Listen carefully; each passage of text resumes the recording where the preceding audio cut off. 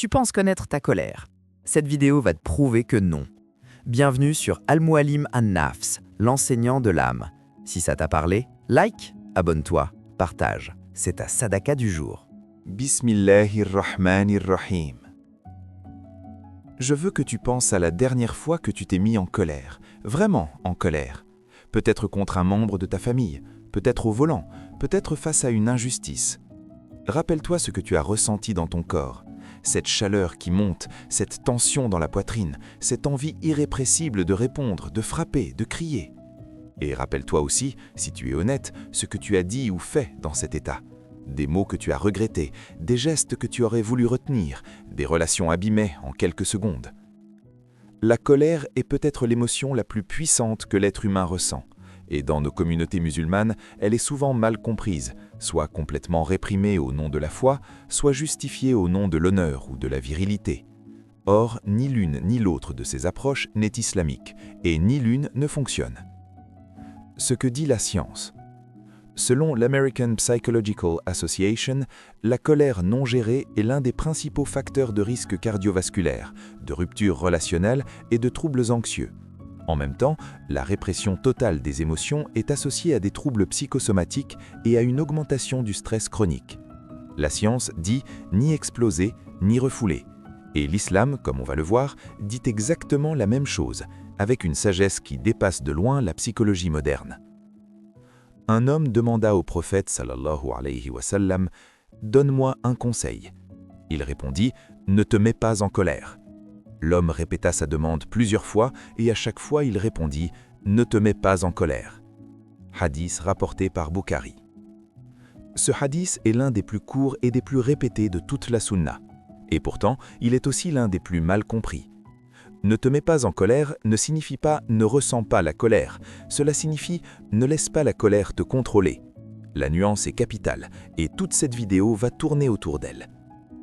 On va traverser ensemble 4 chapitres. D'abord, comprendre ce qu'est vraiment la colère selon le Coran et la neurologie. Ensuite, distinguer la colère légitime de la colère destructrice. Puis, explorer la psychologie de la maîtrise de soi islamique. Et enfin, des outils tirés de la sunna pour dompter ce feu intérieur sans l'éteindre. Ce qu'est vraiment la colère et pourquoi l'islam ne demande pas de l'éteindre. Entre amygdale cérébrale et sagesse coranique, la colère enfin comprise. Pour comprendre ce que l'islam dit sur la colère, il faut d'abord comprendre ce qu'elle est neurologiquement. Parce que beaucoup de musulmans essayent de combattre la colère sans comprendre son mécanisme, et c'est précisément pour ça qu'ils échouent. On ne peut pas maîtriser ce qu'on ne comprend pas. La colère est une réponse neurobiologique ancienne, une des plus primitives du cerveau humain. Quand tu perçois une menace, une injustice ou une frustration, une petite structure en forme d'amande au cœur du cerveau, l'amygdale, s'active en quelques millisecondes. Elle déclenche une cascade de cortisol et d'adrénaline, le cœur s'accélère, les muscles se tendent, le cortex préfrontal, siège du raisonnement, de la sagesse, du jugement, est littéralement mis hors ligne. En état de colère intense, tu es neurologiquement moins capable de penser clairement. Ce n'est pas une excuse, c'est une réalité biologique que le prophète sallallahu alayhi wa sallam connaissait sans avoir de scanner cérébral. L'hijacking émotionnel. Le psychologue Daniel Goleman appelle ce phénomène l'hijacking amygdalien, le détournement du cerveau rationnel par l'émotion. En état de colère intense, le cerveau limbique prend le contrôle et court-circuite le cortex préfrontal. C'est pourquoi on dit des choses qu'on regrette, on prend des décisions qu'on n'aurait jamais prises à froid. La maîtrise de la colère, c'est précisément la capacité à réactiver ce cortex préfrontal, à reprendre le contrôle du cerveau rationnel avant d'agir. Et c'est exactement ce que l'islam enseigne. Pas supprimer la colère, la traverser avec intelligence. Car le Coran fait une distinction fondamentale que beaucoup ignorent. Il y a la colère légitime et la colère destructrice. Ces deux états portent le même nom, mais n'ont pas la même nature, ni le même jugement. Colère destructrice, radab, pour l'ego blessé, mène à l'injustice, parole qui blesse, rompt les liens, regretté après coup. Colère légitime, radab lillah, pour une injustice réelle, mène à l'action juste, contrôlée et mesurée, protège les faibles, source de changement. والكاظمين الغيظ والعافين عن الناس Wallahu yuhibbul muhsinin. Ceux qui refrènent leur colère et pardonnent aux gens. Allah aime les bienfaisants. Sourate Ali Imran, verset 134. Le mot utilisé ici est kadhimin, ceux qui refrènent, qui contiennent, pas ceux qui n'ont pas de colère. Contenir la colère suppose qu'elle existe, qu'elle est réelle, qu'elle est là. Ce que le Coran demande, c'est de la tenir, comme on tient un feu pour qu'il chauffe sans brûler. Et Allah ajoute immédiatement « Il aime ceux qui font ça ». Ce n'est pas une obligation froide, c'est un acte d'amour récompensé par l'amour divin. Le fort n'est pas celui qui terrasse les autres à la lutte, mais celui qui se maîtrise lui-même au moment de la colère. Hadith rapporté par Bukhari et Muslim. Ce hadith redéfinit complètement la notion de force. Dans nos cultures, la force est souvent associée à l'explosion, à celui qui frappe le plus fort, qui parle le plus haut, qui intimide. Le prophète sallallahu alayhi wa sallam retourne cette définition. Le vrai fort, c'est celui qui se maîtrise, celui qui ressent la colère pleinement, intensément, et choisit malgré tout de ne pas la laisser décider à sa place. Les prophètes face à la colère et la psychologie de la maîtrise islamique.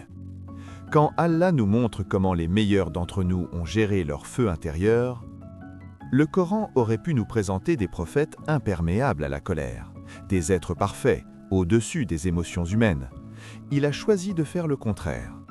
Il nous montre des prophètes qui ressentent la colère, intensément, légitimement, et qui nous enseignent par leur façon de la traverser.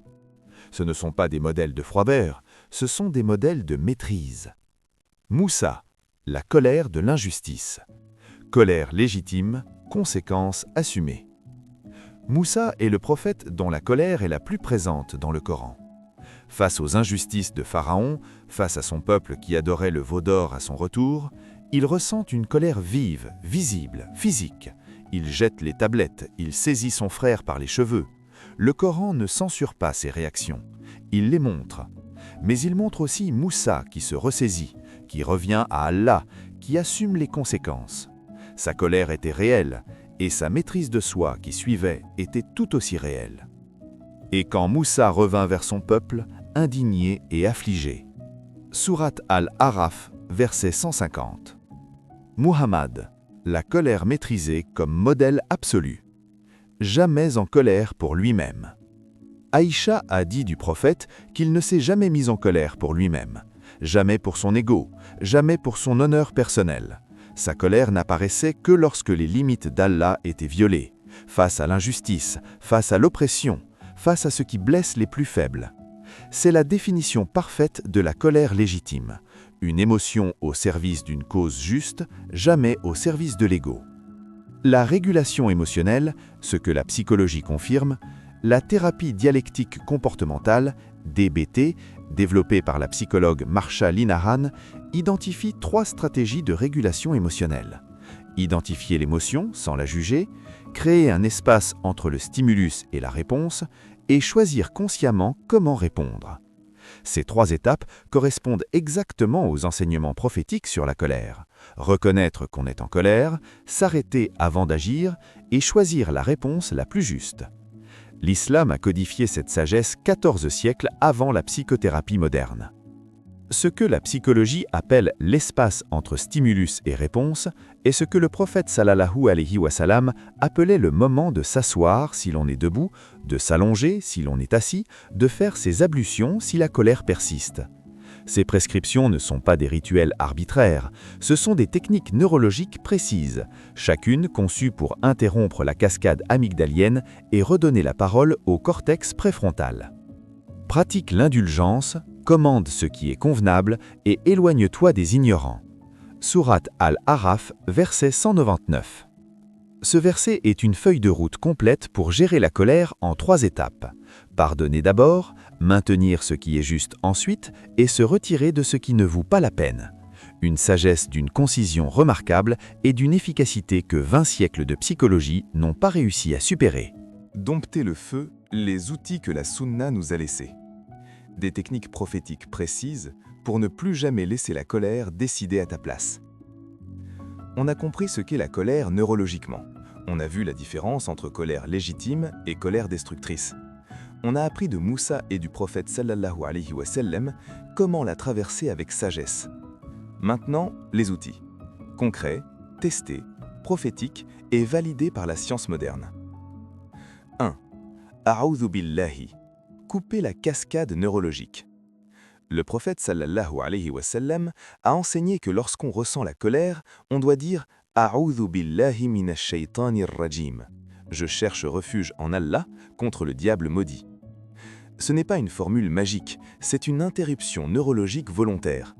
Le simple fait de prononcer une phrase consciente, chargée de sens, interrompt la cascade amygdalienne et réactive le cortex préfrontal. Des études en neurosciences cognitives montrent que verbaliser une émotion, lui donner un nom, une forme, réduit son intensité de façon mesurable. Le « a'oudhu » est exactement ça. Nommer l'état, chercher un ancrage, reprendre le contrôle. 2. Changer de posture. La prescription corporelle du prophète sallallahu alayhi wa sallam. Le prophète sallallahu alayhi wa sallam a dit « Si l'un de vous se met en colère alors qu'il est debout, qu'il s'asseye. Si la colère ne passe pas, qu'il s'allonge. » Cette prescription est d'une précision neurologique remarquable. Changer de posture physique active le système nerveux parasympathique, celui du calme et de la régulation. S'asseoir abaisse le centre de gravité et réduit l'état d'alerte du corps. S'allonger active encore davantage la détente physiologique. Le prophète sallallahu alayhi wa sallam connaissait le lien corps-esprit sans avoir de laboratoire. 3. Les ablutions. L'eau comme régulateur émotionnel. Le prophète sallallahu alayhi wa sallam a dit « La colère vient du diable. Le diable est créé du feu et le feu s'éteint avec l'eau. Donc, si l'un de vous se met en colère, qu'il fasse ses ablutions. » L'eau froide sur le visage, les mains, les bras, déclenche le réflexe de plonger, une réponse neurologique qui ralentit le rythme cardiaque et abaisse la pression artérielle en quelques secondes. Les physiologistes utilisent aujourd'hui l'immersion du visage dans l'eau froide comme technique de régulation d'urgence dans les crises émotionnelles intenses. Le prophète sallallahu alayhi wa sallam le prescrivait il y a 14 siècles. 4. Le silence, l'arme la plus puissante contre la colère. Le prophète sallallahu alayhi wa sallam a dit « Si l'un de vous se met en colère, qu'il se taise ». Une prescription d'une simplicité désarmante et d'une efficacité redoutable.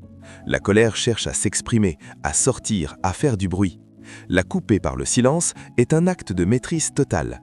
Et neurologiquement, chaque seconde de silence donne au cortex préfrontal le temps de reprendre la main sur l'amygdale. Les 10 secondes de silence entre la provocation et la réponse peuvent changer complètement l'issue d'une dispute. Ces 10 secondes, c'est le prophète sallallahu alayhi wa sallam qui te les offre. Celui qui maîtrise sa colère alors qu'il est capable de l'assouvir, Allah le remplira de sécurité et de foi au jour du jugement. Hadith rapporté par Abu Daoud. Walaman sabara wa ghafara, inna dhalika la min azmil umur. Celui qui endure et pardonne, cela vraiment est preuve d'une ferme résolution. Sourate Ash-Shura, verset 43. Conclusion, outro. La colère n'est pas ton ennemi, c'est un feu. Et le feu, selon comment tu le gères, peut te brûler ou te réchauffer, toi et ceux qui t'entourent. L'islam ne te demande pas d'être sans feu, il te demande d'en être le maître. La prochaine fois que tu sentiras cette chaleur monter en toi, avant de parler, avant d'agir, souviens-toi, le fort n'est pas celui qui frappe le plus fort, c'est celui qui se maîtrise. Et cette maîtrise-là, Allah l'a vue, il la récompense et il t'en a donné tous les outils. Si cette vidéo t'a parlé, partage-la avec quelqu'un qui en a besoin. Un ami, un frère, un père. C'est peut-être la meilleure sadaka que tu fasses aujourd'hui. Abonne-toi pour continuer ce voyage chaque semaine.